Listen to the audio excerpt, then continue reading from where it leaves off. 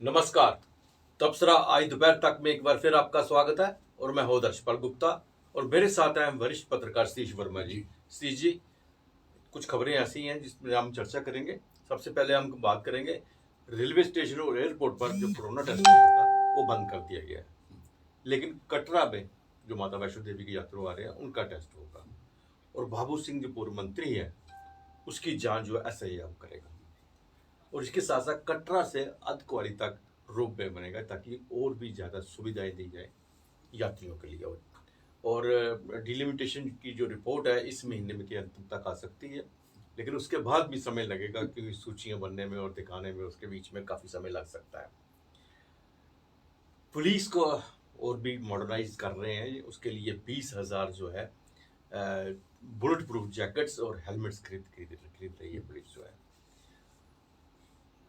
जो सुनील डिम्पल है उन्होंने भी आज प्रदर्शन किया है हाई कोर्ट के बाहर और शराब को लेकर, शराब की जो दुकानें जम्मू में खुल रही हैं उसके बारे में। और लेफ्टिनेंट जनरल मजिंदर सिंह ने रजौरी डे पर लोगों का भी धन्यवाद किया कि उन्होंने लोगों को याद किया इसके आज के दिन का। तो सबसे पहले हम बात करते हैं कोरोना को लेकर। कोरोना की स्थिति बेहतर हो रही है इस वक्त तक, कल क्या होगा उसके बारे में नहीं बता सकते, लेकिन इस वक्त जो है कोरोना की स्थिति ठीक है। यहाँ पे कोरोना बहुत कम मात्रा में है, नाम मात्र में ही हम कह सकते हैं। उसको लेकर प्रशासन ने ये नया जो कदम उठाया कि रेलवे स्टेशन और जो एयरपोर्ट है वहाँ पे कोरोना टेस्ट नहीं होंगे, लेकिन इसके साथ साथ कटरा में जो माता वैष्णो देवी जा रहे हैं कटरा प्रवेश द्वार पर उनके टेस्ट होंगे। नहीं, प्रशासन ने तो लगता है कि इसलिए एहतियात तौर पे इनको इसलिए हटाया है कि शायद लगता है अमरनाथ यात्रा में उनकी शायद ड्यूटी लगाई जा सकती है।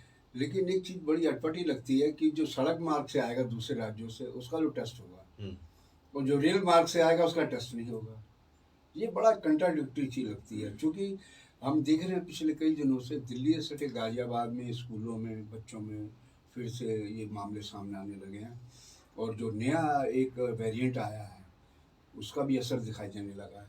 खैर, एक बात तो माननी पड़ेगी, शासन प्रशासन दोनों चुस्त हैं। करीब 2 साल पहले इन्होंने इस तरह का ये फार्मूला अप्लाई किया था एयरपोर्ट और उसका उसका असर भी पड़ा था कि फैलने से रुका था कोरोना महामारी का। लेकिन ये है फिर भी ये बड़ी सबसे गंदी बीमारी है। इस मामले में जो प्रिकॉशन बरती जाए तो हम तुमसे ज़्यादा क्योंकि देश के कई हिस्सों में कोरोना ने फिर दस्तक देना शुरू कर दिया। बिल्कुल बिल्कुल ठीक कह रहे हैं। इससे लग रहा है कि कहीं आने वाले दिनों में कहीं फिर ना हम उसकी तरफ बढ़ जाए, क्योंकि ट्रेन और प्लेन देश के दूसरे भागों से आ रहे हैं। तो ऐसा कोई निश्चित नहीं है कि हर आदमी बिल्कुल ठीक हो। बिल्कुल बिल्कुल सही कहा आपने। सतीश जी, बाबू सिंह जो पूर्व मंत्री उन्हें हवाला के केस में जो है पकड़ा गया, उसको गिरफ्तार किया गया, उसकी अब जांच जो है SI में करेगी, क्योंकि इससे पहले उन्हें कोर्ट में पेश किया गया, वहाँ से रिमांड लिया गया और वहाँ कोर्ट में इसने बहुत जोर से चिल्लाया भी जज साहब के सामने कि मेरे पाँव में हड्डी तोड़ दी कि ये मेरे बहुत तकलीफ है मुझे दिया। तो जज साहब ने कहा कि जैसे कानून के मुताबिक इनको ट्रीटमेंट की ज़रूरत है वो सब दी जाए, वो सब चीज़ें दी जाए इनको, लेकिन अब ये जांच जो है SI करेगा। जी बिल्कुल, SI तो चूँकि NIA के तर्ज पर बनाई गई, पिछले साल बनाई गई थी, क्योंकि NIA पे बहुत ज़्यादा दबाव होता है। पूरे देश के आतंकवाद से जुड़े एंटी नेशनल मामले NIA वर्कआउट करती है। तो हम समझते हैं चूँकि इसमें जो टीम है SIA की, ये बड़े काबिल अफसर हैं। अतुल गोयल बड़े DIG बड़े काबिल हैं, जिन्होंने DSP सरदार देवेंद्र सिंह ने पकड़ा था टेस्ट हुआ, बड़े काबिल और मजबूत किस्म के अधिकारी माने जाते हैं। तो ये केस लगा होगा उनको JKP को कि SIA इसको पूरी तरह सुलझा सकती है, इसकी गुत्थियाँ जो अनसुलझी हैं। तो मैं समझता हूँ कि SIA इस मामले के जरूर निष्कर्ष पर पहुँचेगी कि ये तार कहाँ तक फैले हैं। बिल्कुल जी। जी, अब एक जो यात्रु हैं कटरा माता वैष्णो देवी के लिए, उनके लिए भी अच्छी खबर है। जो नया बोर्ड गठित हुआ है, उस नए बोर्ड की कल एक मीटिंग, पहली मीटिंग हुई है। उस मीटिंग में डिसाइड किया गया कि कटरा से लेकर अर्धकुंवारी तक जो है वो रोपवे बनाया जाएगा वहाँ तक। उसके बाद भी जो है अर्धकुंवारी से लेकर भवन तक वैसे भी बैटरी कार चलती है और अधिक सुविधाएं देने के लिए ताकि अधिक से अधिक यात्री जो आराम से पहुँच सके, ये कदम उठाया है बोर्ड की नई मीटिंग में। बिल्कुल, हम देख रहे हैं पिछले कई सालों से लगातार माँ वैष्णो देवी की यात्रा को लेकर लगातार विस्तारीकरण, बेहतरी करने के लिए सौंदर्यीकरण, ये लगातार एक रूटीन मैटर है। हम समझते हैं अच्छी बात है। कल जिस प्रकार हमारे लेफ्टिनेंट गवर्नर साहब जो चेयरमैन भी हैं जी जी श्राइन बोर्ड के, मनोज सिन्हा साहब, सीईओ थे रमेश कुमार, और उसके अलावा जो नए सदस्य बने वो सब उसमें थे, और ये सब चर्चा हुई हैं।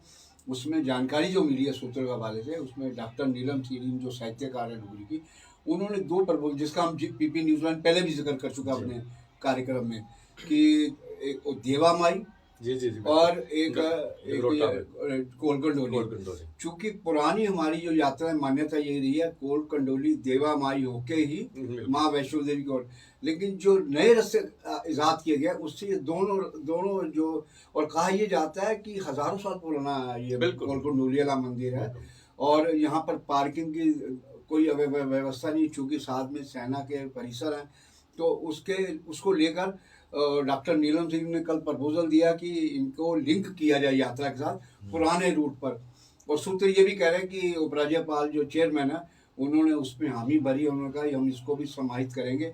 और एक बात और, आप देखते कोई यात्रा होती है जैसे धुमेल है, धुमेल वहां पर एक अच्छा तोरण द्वार बनना चाहिए, लगे कि हाँ कि हम माता के द्वार जा रहे हैं, वहाँ कोई ऐसा तोरण द्वार नहीं लगा, तो ये भी लगाया जाना चाहिए। हम समझते हैं जितना हम खूबसूरत करेंगे, क्योंकि कोरोना महामारी का असर हमारी यात्रा में भी पड़ा था, जैसे अमरनाथ यात्रा पड़ा। बिल्कुल बिल्कुल। सबसे बड़ी बड़ी यह है कि धुमेल से लेके जो कटरा की रोड है ना, बिल्कुल वो श्राइन बोर्ड के अंडर नहीं आती है जी, और उसकी हालत है कि वो खस्ता ही रहती है। बिल्कुल बिल्कुल। जितना मर्जी आप सुविधाएं दे दें श्राइन बोर्ड में दे दें, जब आपकी रोड नहीं है वहां तक, ये बिल्कुल सही कहा आपने, वहां का एक द्वार होना चाहिए ताकि वहां ही पता चले कि हम माता के दर्शन करने जा रहे हैं, यहाँ से हम हमारा जो है हमारा यात्रा यहाँ बंदा वहीं पहला मत्था वहीं टेके। बिल्कुल बिल्कुल बिल्कुल सही कहा आपने।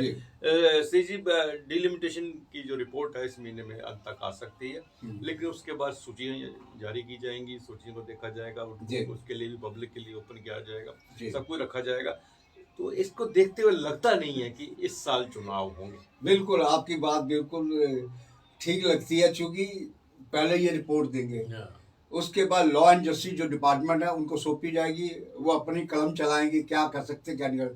उसके बाद चुनाव आयोग जो है उसकी अपनी कवायद है 3-4 महीने की, जो वोटर की समीक्षा होती है, रिव्यू होता है वोटर्स का, और वोटर रिव्यू के लिए उनको घर घर भी जाना होता है इनकी टीमों को, तो उसमें भी 4-5 महीने का वक्त लग सकता है। हम समझते हैं कि और उसके बाद फिर सर्वदलीय बैठेगा, उसके बाद लॉ एंड ऑर्डर की प्रॉब्लम है, तो चैन है पूरी समस्याओं की, चैलेंज की। तो अगर इस साल नहीं होते जैसा कि आप कह रहे हैं, इस प्रकार की आशंका जताई जाने लगी है कि अगर इस साल चुनाव ही हो गया, ये ना कहीं 2024 के लोकसभा के साथ ये चुनाव हो। बिल्कुल सही कहा आपने, जैसा लग रहा है जी।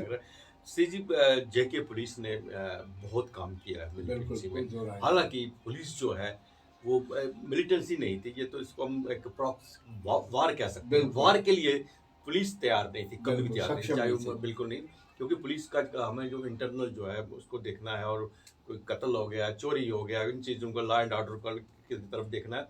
एक वार जो है उसके लिए उन्होंने सामना किया था जेके पुलिस ने, और इसमें कोई शक नहीं। यहाँ से 1500 से अधिक जो है हमारे जवान शहीद हुए हैं, जवान और ऑफिसर, और ऐसा कोई भी पुलिस नहीं है जहाँ पे बड़े आला ऑफिसर डीजीपी तक के जिनके नाम है, जिन्होंने अपने गोली न लगी हो, जख्म न खाया हो, जैसे इसमें हिस्सा जिंदा जी को गोली बिल्कुल बिल्कुल। और सबसे बड़ी बात है कि जेके पुलिस जो है हमेशा आगे चलती रही, और अब उसको मॉडर्नाइज किया जा रहा है और ज़्यादा अच्छी तरह बेहतर बनाया जा रहा है, और उसके लिए 20,000 जो है बुलेट प्रूफ जैकेट्स खरीदी जा रही हैं, और साथ में हेलमेट्स खरीदी जा रही है। नहीं बिल्कुल, आप देखिए ना, सब कहते हैं ना, जब हेड इनिशिएटिव लेने वाला हो, ये दिलबाग सिंह जब से हमने देखा बेहतरी लगातार हो रही है, इन्होंने इनिशिएटिव लिया, दिलबाग सिंह ने डीजीपी हैं, और देखिए 20,000, और चूंकि आतंकवाद के मोर्चे पर जेके सेना और सीआरपीएफ जितनी उनकी कुर्बानियां हैं, उनकी जो कहा जाए अदम्य साहस है, जेकेपी भी पीछे नहीं है। जेकेपी के आप जैसे कहा बड़े जवानों की शहादतें हुई हैं, अफसरों की, बड़े डीएसपी लेवल के अफसरों की शहादतें हुई हैं, और एडीजी जो बता ही रहे हैं केरा जिंदा जी की गोली लगी थी, और भी, तो हम समझते हैं कि ये अच्छी बात है। डॉक्टर अशोक बान जब अनंतनाग में थे उस वक्त उनको भी लगी थी। बिल्कुल, तो हम समझते हैं कि ये अच्छी बात है, आधुनिकीकरण होना चाहिए, क्योंकि हमारी स्टेट जो है सरहद से भी सटी है, और आतंकवाद प्रॉक्सी वार जो पाकिस्तान चला रहा है और 20,000 अगर उनको बुलेट प्रूफ जैकेट और हेलमेट से कहते हैं हेलमेट इस प्रकार का बना हुआ है उस पर गोली भी असर नहीं करेगी, तो पटके भी देंगे। हम समझते हैं कि बहुत अच्छी बात है और इसके लिए हम मोदी सरकार की भी इसलिए तारीफ करेंगे, गृह मंत्री विशेषकर अमित शाह की। उन्होंने डीजीपी या इंटेलिजेंस एजेंसी की जो प्रपोजल होंगे उनको उसमें मोहर लगाई और उस पर अब काम शुरू होगा। सीजी रजौरी डे जो सेलिब्रेट किया जा रहा है जी। वहाँ पे रजौरी के बीच पे जो उस वक्त जो सेना का 7 लोगों ने जी दिया था बिल्कुल उसको रजौरी डे में लेफ्टिनेंट जनरल मनजिंदर सिंह जी जी। जो है हमारे 16वीं कोर के हमारे कोर सोलहवीं कमांडर कोर जीओसी हैं कमांडर जी। जीओसी है, उन्होंने लोगों का धन्यवाद किया है, सब हिस्सा लेते हैं। जी जी नहीं बिल्कुल देखिए इन्होंने दौरा भी किया फॉरवर्ड पोस्ट का और ये भी कहा चूंकि बर्फ पिघलने वाली है और इन्फिल्ट्रेशन किसी भी जीरो टॉलरेंस होनी चाहिए, कोई इन्फिल्ट्रेशन ना हो। तो इस प्रकार के अधिकारियों इस प्रकार जो इनिशिएटिव लेते हैं तो जवानों को भी हौसला बुलंद होता है कि हमारे जीओसी आए हमारे को मार्गदर्शन करने और हौसला बढ़ाने। तो उन्होंने ठीक कहा है क्योंकि अब गर्मी आएंगी, बर्फ जमी पीर पंजाल पे वो पिघलेगी और उधर से कोशिश लाजमी तौर पे होगी कि इन्फिल्ट्रेशन कराई जाए, तो उसको रोकने के लिए पहले से आगाह किया। इन्होंने पत्रकार सम्मेलन भी वहाँ किया और जी। उन्होंने कहा कि जो यहाँ पर जो है इस वक्त हम गिनती में नहीं बता सकते कितने मिलिटेंट्स हैं, जब हमें एजेंसीज के इनपुट्स आते हैं उनसे पता चलता है मिलिटेंट्स कितने हैं, लेकिन हम प्रॉपर बिल्कुल आपको उसकी नहीं बता सकते इतने हैं, एक्यूरेट नहीं बता सकते। और दूसरी बड़ी बात जो उन्होंने कही है कि ड्रोन का जो है खतरा या एलओसी पे नहीं है, आईबी पे ज्यादा है, यहाँ पे इतना नहीं है। एक बड़ी बात नहीं वो बिल्कुल ठीक है। पिछले हम घटनाएं अगर देखें, एक आध मामला पुंछ का था, वो ड्रग्स लेके आया था और चला गया, लेकिन मैक्सिमम ड्रोन जो है हमारे भारत पाक में कठुआ से लेकर अपना अखनूर तक, चाहे वो दोमाना में आए या आरसपुर आए या हीरानगर आए, मतलब इन सेक्टरों में ज़्यादा आए और उसमें ड्रग्स भी पकड़ेगी, वेपन भी पकड़ेंगे। और सबसे बड़ी बात आप देखें ना, हमारा जम्मू एयरफोर्स स्टेशन जो टेक्निकल है, पहली बार ऐसा हुआ कि ड्रोन का इस्तेमाल हमले के लिए किया गया।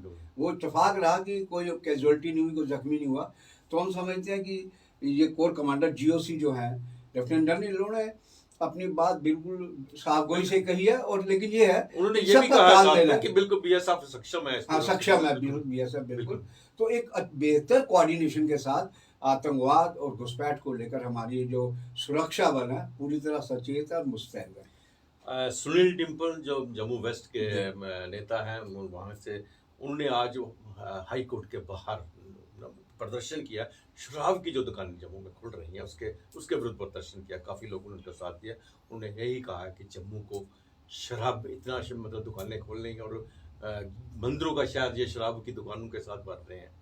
नहीं बिल्कुल देखिए, सुनील डिम्पल हमने पिछले दिन देखा, चाहे वो अनुच्छेद 370 की बात हो या परिसीमन आयोग की बात हो या कोई मुद्दा जो आम जनता से बेरोजगारी की बात हो, रिक्रूटमेंट की बात हो, हर विषय को लेकर वो लगातार संघर्ष करते हैं। अब सही कह रहे हैं कि जब हमारा जम्मू मंदिरों के शहर के तौर पर प्रसिद्ध है, मशहूर है, और वहाँ शराब के और ठेके खुले हैं, तो ये कंट्राडिक्शन है। तो उन्होंने सही मुद्दा उठाया, उन्होंने प्रदर्शन भी किया, उन्होंने आगाह भी किया लेफ्टिनेंट गवर्नर साहब को कि ये सब करतूतें बंद होनी चाहिए, मंदिरों के शहर की जो इमेज है वो बरकरार रहनी चाहिए। जी हमने भी इतनी देर से जी शराब की दुकानों के बाहर इतनी लंबी लाइनें नहीं देखी जी जितनी इस पर सबसे बड़ी लंबी लाइन परेड में एक शराब की दुकान के बाहर दिखेगी।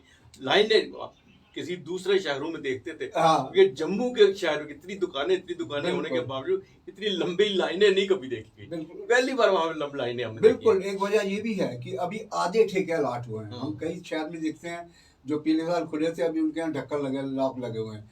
तो हम समझते हैं कि जब ठेके पूरे खुल जाएंगे, जिसका हालांकि विरोध हो रहा है, और सरकार की मजबूरी है कि उनको लगता है कि राजस्व उससे प्राप्त होता है, जो कल्याणकारी योजना आती है सरकार इसी पैसे से आगे बढ़ाती है। ये अलग बात है कि इसकी आड़ में स्कैंडल भी होते हैं, लेकिन ये है कि एक विषय तो है, चूंकि हमारा मंदिरों का शहर है जम्मू शहर, तो उसको इसका मतलब है जो हमारे शराबी है पूरे सहयोगी है हमारे प्रशासन में। बिल्कुल बिल्कुल बिल्कुल बिल्कुल।